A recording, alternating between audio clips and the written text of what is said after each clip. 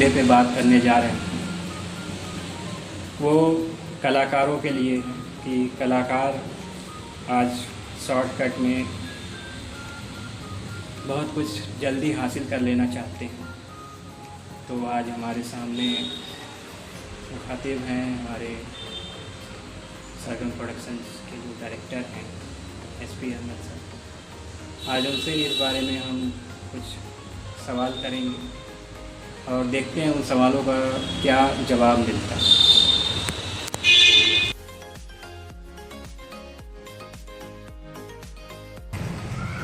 नमस्कार सर।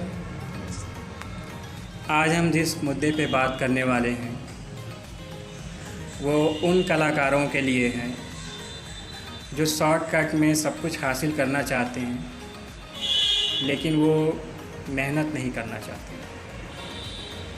तो आपके हिसाब से क्या होना चाहिए और आपको क्या लगता है, हम कुछ इस बारे में आपसे जानना चाहेंगे। देखिए, ये जो शॉर्टकट की धारणा है और आज जो माहौल चल रहा है वेब सीरीज़ का, पहले ये होता था कि ऑडिशन में डायरेक्टर आते थे, उनके पास लोग आते थे, एग्जीक्यूटिव आते थे, AD आते थे। जी सर। और भी सारी महत्वपूर्ण हस्तियाँ आती थी और वो जो स्क्रिप्ट है वो ओरिजिनल वो कथानक फिल्म का वो आर्टिस्ट के सामने आता था। जी सर। और डायरेक्टर खुद बैठकर एक आर्टिस्ट का, एक कलाकार, चाहे फ्रेश हो, चाहे स्किल हो, चाहे पुराना हो, उसका वो टैलेंट, वो एबिलिटी, वो गट्स, वो उसके अंदर जो मेयार है उसको वो आंकता है। लेकिन आज कास्टिंग एजेंसी जो चल पड़ी है, एक नया जो ट्रेड चल पड़ा है, उसमें एक बाप की एज का, जैसे मुझे ही मान लीजिए, एक बाप की एज का 55, 60, 45, 50 के एज का एक आदमी है, कैरेक्टर है, वो कलाकार या आर्टिस्ट है, क्या उसको एक 25 साल का लड़का वो टैलेंट, वो एबिलिटी रखता है कि उनका वो अंकन कर सके? जी सर। जी, तो मैं ये बताना चाहता हूँ, ये ज़रूरी नहीं, मैं इस बात को वाज़े भी कर दे रहा हूँ, तो हो सकता है उसके अंदर वो टैलेंट वो जो मैच्योर आर्टिस्ट उनसे ज़्यादा हो, लेकिन जो उम्र का अभिनय है जी वो तभी पार करेगा जब वो उस उम्र को पहुँचेगा। कितना भी बड़ा वो आर्टिस्ट हो, कितना ही बड़ा डायरेक्टर। अभी हमारी ज़िंदगी में एक ऑडिशन हुआ था बनारस में, होटल शिवाय ग्रांड में, एक 23 या 24 मिनट की एक फिल्म थी। जी सर। और उसमें हम लोगों को बुलाया गया। तो हम लोग जब पहुँचे तो कहा गया कि आप लोग बैठे हैं। इसके बाद वो डायरेक्टर महोदय आए और डायरेक्टर की उम्र मुश्किल से हमारे ख्याल से 20 या 22, 25 इसके ऊपर नहीं रही। जी सर। वो आए, आने के बाद वो सबको उन्होंने विश किया, बिठाया। बिठाने के बाद एक जो माजरा सामने आया, उससे हमें एक एबिलिटी समझ में आई कि उनका सबऑर्डिनेट, उस डायरेक्टर महोदय का एक सबऑर्डिनेट, एक उनके साथ काम करने वाला एक लड़का, उसने उस हाल में एंट्री ली। अच्छा। जब उसने एंट्री ली तो जो डायरेक्टर महोदय थे यंग, उन्होंने उससे पूछा कि जो कल म्यूज़िक हमने दिया था उसको तुमने तैयार किया? तो वो कहा कि सर मैं सो गया था और नींद लग गई थी, मैं तैयार कर देता हूँ। उसके बाद इन्होंने कहा कि मैसेज क्यों नहीं किया, बहुत तेज़ आवाज़ में। और इतना कहते ही कहते इतना हाइपर वो हो गए, इतना हाइपर हो गए कि न जाने क्या क्या कह डाला। तो हम जो कलाकार या हम जो आर्टिस्ट वहाँ बैठे हुए थे, हमें अजीब सा नागवानी गुजरी कि ये मामला उनका और एक मातहत एक डायरेक्टर का था। वो अपने कमरे में ले जाते, उसको जो भी कहते, ये उनकी अपने रिलेशनशिप का मामला था। हमारे सामने, हम एक मेहमान हैं उनके सामने इस तरीके का गरज, इस तरीके की टॉप और हाइपर बातें, और उसमें काफ़ी गुस्सा शामिल था। वो हमें बहुत नाज़ेबा लगा। आपके हिसाब से सर डायरेक्टर कैसा होना चाहिए?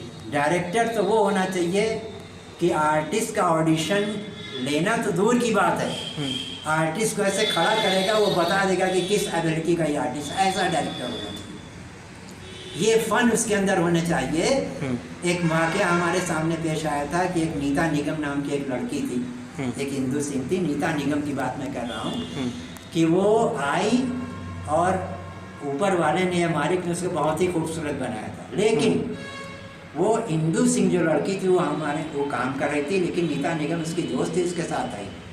लेकिन वो काम करने के लिए बहुत एग्रेसिव हो गई नीता निगम, और वो कैरेक्टर जो था उसके अंदर वो उसमें फिट नहीं बैठ रही थी, मतलब वो कर नहीं पा रही थी। तो डायरेक्टर जो था उस फिल्म का उसने उसको गूंगी बना दिया। अब बताइए, और उस सीन ये था कि एक गूंगी लड़की के साथ रेप होना है, विलन कैसा इफेक्ट आया होगा। उसका सारा टैलेंट भी उसके अंदर समा गया, और एक गूंगी की लड़की के साथ जब रेप हुआ उसके बाद जो लेकर उसका हीरो उसको सही सामने आया है, तो ऐसा सीन बना के बस देखने लायक। तो ये डायरेक्टर की सोच है कि अगर इसके अंदर से कोई चीज़ नहीं निकल पा रही है तो कैसे निकलेगी, इसी के टैलेंट को उसके अंदर जो भरा हुआ है जो अभी निकला नहीं है उसी के ही हिसाब से उसको खूबसूरत एक मोड़ देकर एक फ्रेशनेस की तरफ, बेहतरीन शॉट की तरफ मुंतकिल कर दे। यही डायरेक्टर को होना चाहिए। अभी सवाल ये उठता है सर कि एक कलाकार अगर वो नया आता है तो उसको सबसे पहले क्या क्या सीखना चाहिए, क्या क्या नॉलेज लेना चाहिए? सबसे पहले तो उसको अपने बड़ों की रिस्पेक्ट करनी चाहिए, जो आज खत्म हो रही है। मैं एकदम क्लियर कह रहा हूँ, मुझे इसका कोई वो नहीं।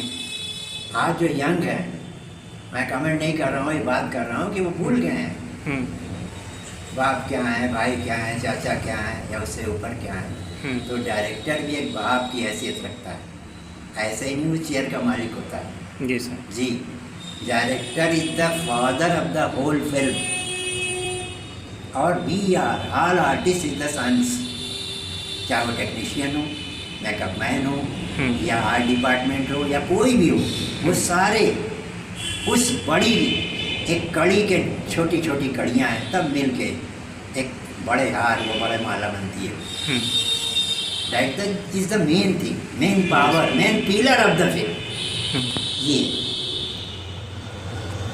तो सर हम ये जानना चाहते हैं कि नए कलाकार को जब वो एंट्री करता है कैमरे पे एक्ट के लिए, तो उससे पहले उसके पास क्या क्या नॉलेज होना चाहिए, चाहे वो लैंग्वेज हो, चाहे वो आपका क्या बोलते हैं उच्चारण हो, और भी जो भी चीज़ें हैं, क्या क्या उसके पास नॉलेज होना चाहिए? पहले तो उसको बोलना आना चाहिए। बोलते तो सभी हैं, सही बोलना, जिसको उच्चारण कहा जाता है, प्रोनाउंसिएशन कहा जाता है। सही बोलना जब आएगा तो आधी एक्टिंग तो वैसे ही कर लेगा। और सही बोलना अगर नहीं आएगा ना तो बहुत दूर की बात है। कहते हैं ना कि कुछ लोग जब बात करते हैं तो उसमें एक शायरी की बू आती है, शायरी की खुशबू आती है, एक रिदम। ऐसा नहीं कि गाने में ही रिदम होता है, जी बिल्कुल, रिदम बात करने में भी होता है। और एक जो सबसे बड़ी बात मैंने अपने बड़ों से सीखी है कि स्क्रिप्ट खुद एक बहुत बड़ा डायरेक्टर है, बिल्कुल डायरेक्शन डिपार्टमेंट है। जब आप डायलॉग पढ़िए और पढ़ने के बाद आप अपने कानों से इस डायलॉग को सुनिए भी, तो आपके डायलॉग डिलीवरी खुद आपको डायरेक्शन देगी, how to manage these of lines, तो how to perform these of lines. हम चाह रहे हैं कि आज के जो यंग पीढ़ी है, जो यंग कलाकार हैं, उनको आप बताएं कि कैसे जब उनको लाइंस मिलता है तो उनको लाइंस के साथ क्या करना चाहिए। आप अपने समय में क्या करते आए? एक दिलीप साहब जो अजीम शाहकार, क्या उनके लिए तो मेरे पास लफ्ज़ ही नहीं है कि मैं क्या कहूँ। मुजस्सम इंडस्ट्री थे, उनका इंटरव्यू में देख रहे थे, उसमें वो खुद बता रहे थे कि मैं कुछ नहीं, जो कुछ है वो डायरेक्टर होता है। तो बता रहे थे कि एक एक सीन को हम लोग, वो सीन होने से पहले 30-30, 40-40, 50-50 मरतबा उसको करते थे, और हर तरीके से करते थे। फिर उसको डायरेक्टर के सामने रखते थे कौन सा बेटर है। जी सर। अभी मनोज कुमार जी की जो फिल्म जिन्होंने क्रांति में जिन्होंने काम किया कि आसमान पे इनकलाब लिख देंगे, वो फिल्म का जो पहले उसी से लगता है फिल्म का मेयार क्या है। जी सर। तो उसके अंदर एक सीन आता है कि उनको पत्थर बांध कर, वो ऐसे करके पत्थर बंधा हुआ है, और उनको उसमें प्रेम चोपड़ा जी विलन है, आते हैं। इस सीन के लिए हमें मालूम हुआ है अपने बड़ों से कम कई घंटे वो बंधवा कर और फील्ड में टहले, और जब वो लस हो गए हैं, पसीने पसीने हो गए, तब डायरेक्टर से कैमरामैन से बोला कि अब टेक करो। ये है एक बड़े आर्टिस्ट की रोल के प्रति जो वो होता है डिवोशन। जी सर। ये सोच है, कितना डेप्थ में लेते हैं वो किसी एक सीन में, तब सीन में ज़िंदगी बनती है। और सीन में ज़िंदगी डालना ही रोल की असल मकबूलियत है, कि जो देखने वाला है वो समझ ले कि मैं इसका किरदार हूँ, मैं दर्शक नहीं हूँ, मैं इस फिल्म का किरदार हूँ। वो जो सीट पे से टिका हुआ है वो सीट छूट जाए पीठ से, वो आगे आ जाए, ऐसे ये है, महू हो जाए, पागल हो जाए एकदम से, सीन में एकदम खो जाए, वो बात होनी चाहिए। दिलीप साहब की मशाल जो फिल्म है, जो कार वाला शॉट है, ये भाई वो जो कहा, मैं तो उनके कदमों के खाक के बराबर भी नहीं हूँ। उसके बाद जो अनिल कपूर से दोबारा जो बताया है वो सीन के बाद, क्या ऐसे, क्या मतलब बयां नहीं कर सकता, लफ्ज़ नहीं है उसके लिए। वो मेयार जो दिया उस सीन में, ऐसे ही यहाँ तो होती थी, ऐसे जो बाद में बताया उसको और मॉरलेस करके बताया, लगा कि अभी ये घट रहा है, ये बात होनी चाहिए। सर एक सवाल आपसे और है। पूछिए। ये सवाल है कि ड्रामे और फिल्म में अंतर क्या है, कैमरा और थिएटर में क्या अंतर है, बाई एक्ट या जो ये कैमरा और फिल्म में अंतर अभिनय का नहीं है, अभिनय वहाँ भी होता है, अभिनय यहाँ भी होता है। जी सर। स्टेज पे हम रीटेक नहीं कर सकते, फर्स्ट एंड फाइनल। स्क्रिप्ट की तैयारी और रिहर्सल के दौरान जो सीखा है उसका जुज मंच, और हमें अपनी आवाज़ को, अपनी वॉइस को इतना लाउड रखना होगा कि आखिरी कुर्सी वाला भी हमारी आवाज़ को समझ ले, ये अपने शब्दों को। लेकिन फिल्म में वो बूम, वो जो माइक होता है वो आपके पास आ जाता है।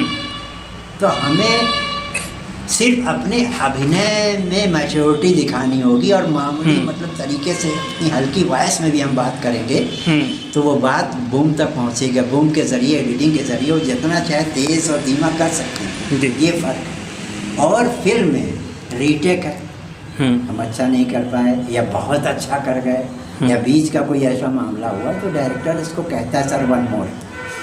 तो आपके सामने शूटिंग के दौरान आपने किसी आर्टिस्ट को, या फिर आपके सामने ऐसा कभी घटित हुआ हो कि वो जो चाहते हैं बाई साउंड, कभी कभी आदमी भूल कर थिएटर बेस पर वो दे देता है, तो फिर वो कहते हैं कि नहीं सर हमें यहाँ पे ये चाहिए, ऐसा? नहीं, ऐसा तो कभी कम हुआ है, लेकिन आजकल जो मामला है जो युवा का है, वो जितने भी हमने रोल्स देखे शूटिंग के दौरान, वो तो आते हैं फिल्म के ग्लैमर के तहत, लेकिन जब उनसे डायरेक्टर कहता है कि साइलेंट, लाइट, कैमरा, जब वो एक्शन बोलता है तो हम एक्शन लेस हो जाते हैं। पता नहीं क्यों, एक मेंटली हैरेसमेंट हमारे अंदर आता है, और हम भूल जाते हैं और हम समझते हैं कि मंच के ऊपर है, मंच के ऊपर। और कैमरे की एक लेंथ होती है। हम कितने भी बड़े आर्टिस्ट हों, कितने भी बढ़िया आर्टिस्ट हों, लेकिन अगर एक डायरेक्टर की सोच के तहत हम खड़े नहीं उतरते तो हम कुछ भी।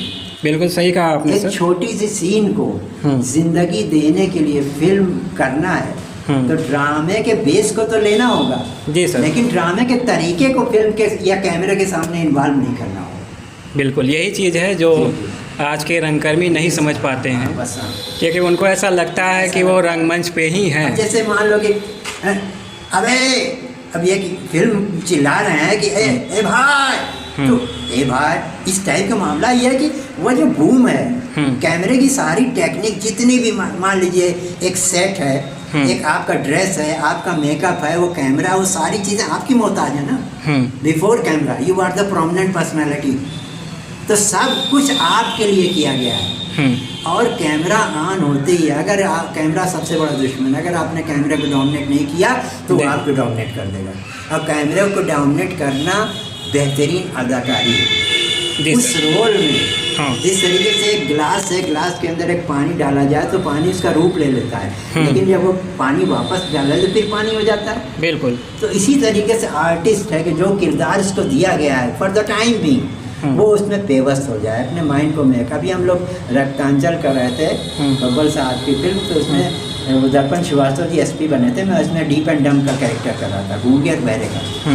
तो शॉट के बाद जब हम लोग बैठे तो हमसे बोलने लगे सर आप नॉर्मल नहीं हुए, तो हम कहा क्या बताएं यार, अभी शॉट पूरा के सर हम लोग तो नॉर्मल हो जाते हैं। हम काम तो नॉर्मल जब होते हैं जब हमारा फुल बैकअप होता है। तो उन्होंने कहा कि सर आपसे सीखने को मिला।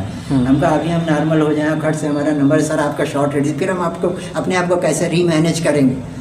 इसलिए हमें अपने आप को इस बात को समझाना होगा कि अगर हमारा रेसेस होता है या एक शॉट के बाद दूसरे शॉट की तैयारी, तब तक भी हम मेंटली रूप से शॉट में इन्वॉल्व न रहें, उससे अलग न रहें। अलग हो जाएंगे तो फिर से वहाँ उस मियाद पे रहना में कठिन होता है। पता नहीं इस वक्त मूड हमारा कैसा हो।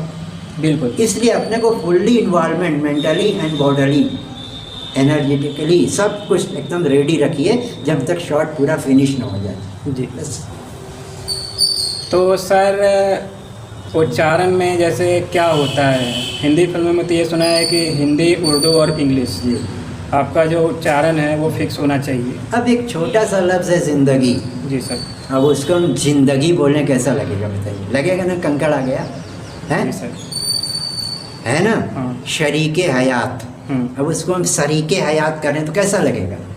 तो इसको हमें ध्यान देना होगा, अपने बड़ों से पूछना होगा कि इसका असल प्रोनाउंसिएशन क्या है। जब आप बोलेंगे ना तो आपको ऐसा मज़ा आएगा ना कि आपको आपका लुत्फ़ खुद आपको लुत्फ़ देने लगेगा। और सर एक चीज़ हम भी काफ़ी मुआयना किया और देखा हमने अपने दौर में कि जाइए तो लोग कहते हैं इस एक्टर की कॉपी करके आओ, फलाना ये करके आओ, ऐसा वैसा करके आओ। मैं इसके सख्त खिलाफ हूँ। किसी एक्टर की कॉपी करके आप एक्टर बन ही नहीं सकते, नहीं बन सकते, कभी ज़िंदगी में नहीं बन सकते।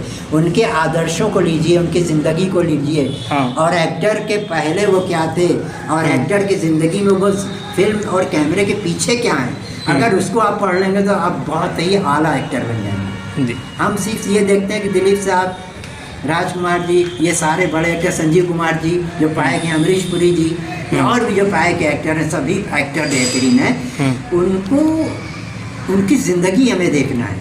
हम सिर्फ उनको कैमरे के सामने जो दिखा रहे हैं हम उसको ले लेते हैं, वही हमें आइडियल समझने लगते हैं। लेकिन जीते कहते हैं, खाते कहते हैं, अपनी आप ओरिजिनल लाइफ में कैसे हैं उसको हम थोड़ा सा पढ़ लेंगे, जान लेंगे ना, हमारे अंदर बहुत कुछ आ जाएगा। तो आप क्या कहना चाहेंगे आज के कलाकार? हम सिर्फ ये कहना चाहेंगे कि पहले तो respect to the elders. Yes sir. Yes. Respect to the director, respect to the all extraordinary personality of the films. You will have to follow this. Without respect, you can't become as an actor. Yes sir. You will have to follow. Respect must है, आपको आदर करना होगा अपने बड़ों का।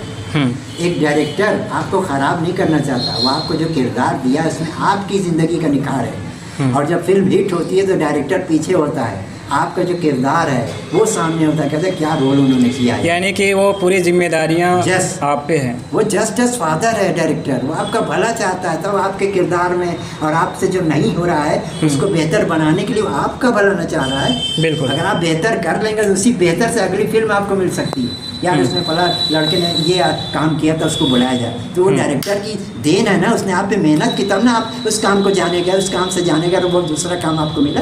जी जी। तो इसलिए डायरेक्टर को बहुत रिस्पेक्ट दीजिए। अगर उसका जो कह रहा है उसको हार्डली समाइरस मत होइए, उसको समझने की कोशिश करिए। सीन रोक दीजिए, सर थोड़ा सा समझा दें, थोड़ा डिटेल कर दें। हाँ। ऐसा नहीं कि डायरेक्टर बताएगा नहीं, और फिर आपका जो टैलेंट है, आपका टैलेंट और डायरेक्टर की सोच ये मिलकर एक गुलदस्ता तैयार है और वो महकता जब है जब पूरी फिल्म हो जाए।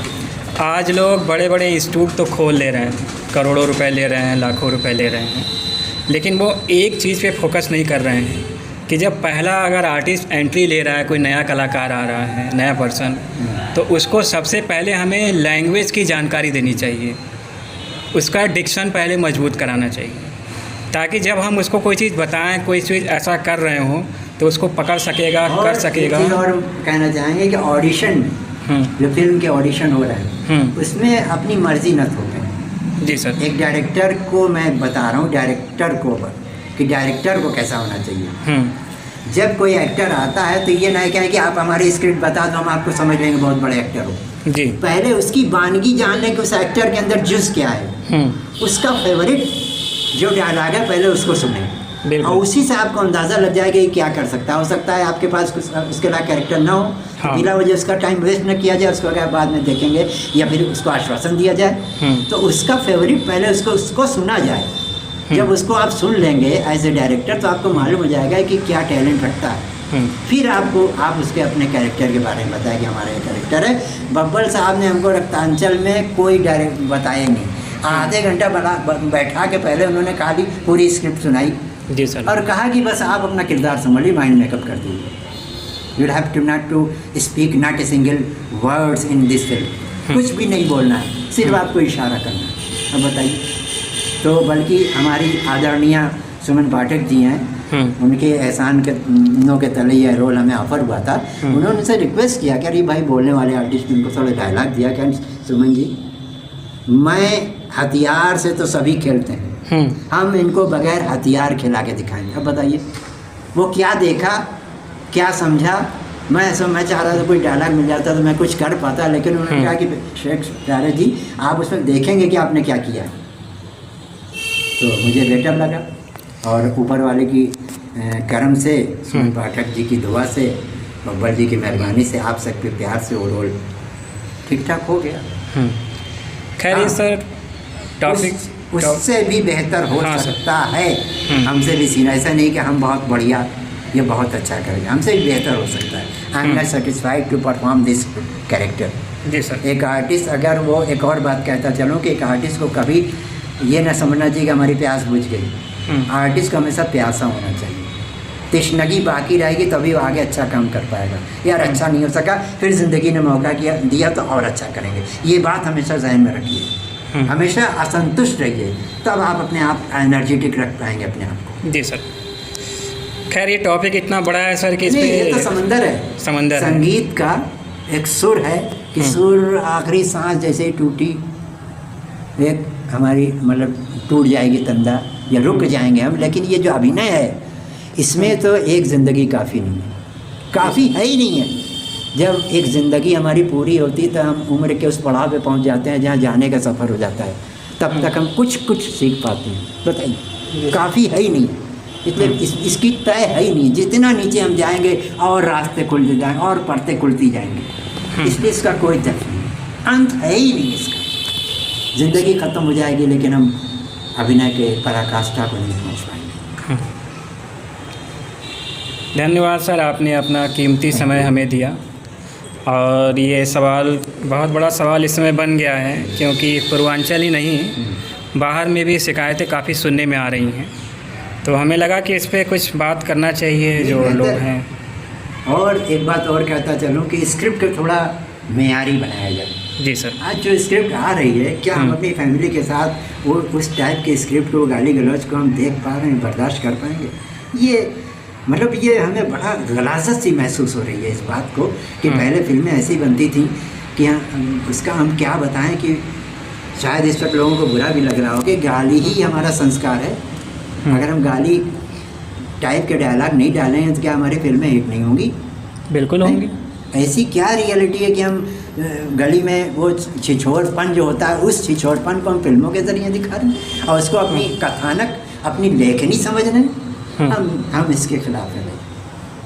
बेहतरीन बात कहने के लिए बेहतरीन तरीका भी होना चाहिए। एक औरत को हम नंगा करें वही ज़रूरी नहीं है, कपड़े में लिबास में लिपटी हुई औरत को भी हम सारी बात एक डायरेक्टर कह सकता है अगर वो टैलेंट रखता है, ऐसा नहीं, ये हम कहना चाहें। और एक्टर के पास पेशेंस भी तो होना चाहिए सर, बहुत। जी हाँ, पेशेंस नहीं होगा तो वो बनी नहीं, क्योंकि एक नौकरी नहीं है, सर्विस नहीं है, कोई और चीज़ नहीं है, खट से डिग्री किया मिल गया, इसमें ज़िंदगी बीत जाती है, कुछ नहीं मिलता।